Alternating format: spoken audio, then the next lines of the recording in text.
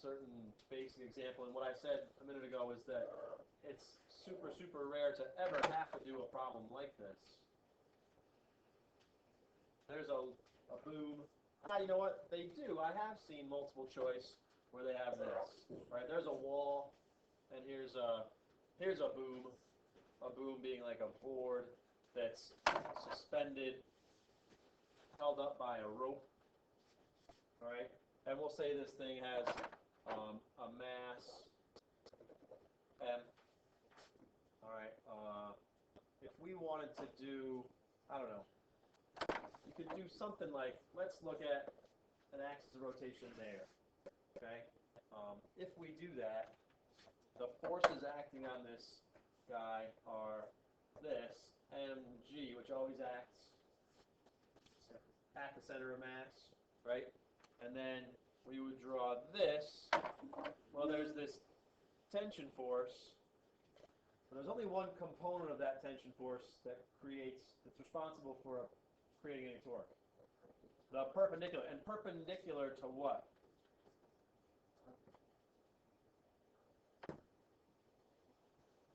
Anyone know a general expression for a torque?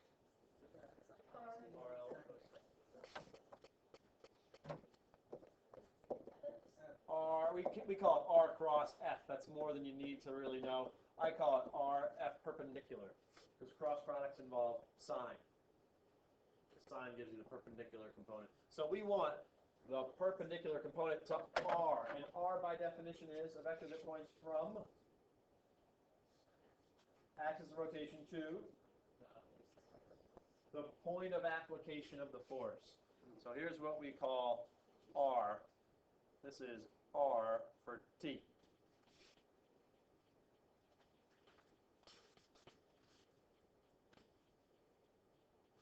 So let's say that this thing is pulling at some angle theta. That's a theta. We would say that, well, the net torque is 0. This thing is static. So that means that there's a torque from the mg force that tries to make this thing rotate that way. There's a torque from the T perpendicular that tries to make this thing rotate that way. So they have to have opposite signs, which says that they have to be equal and opposite. The torque from mg is, if this thing has, let's call it a length L, how do we write this mg torque?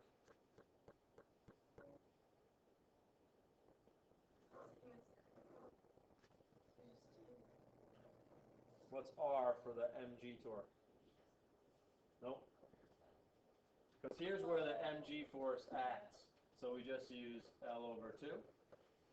So that's L over 2 times the force. And mg is perpendicular to that R vector. And this is the whole L for our R and T perpendicular, or T sine theta. Oh, okay. It's the L part. Okay? And the L's don't matter. They divide away. You can write an expression for something here.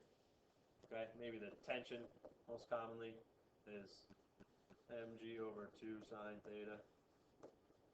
Multiple choice type question, I would assume. Torque, is net torque always going to be 0?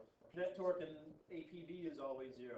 So we say that objects that are in static equilibrium have to meet two cases. The net force acting on them has to be 0 in any direction. The net torque acting about any axis of rotation has to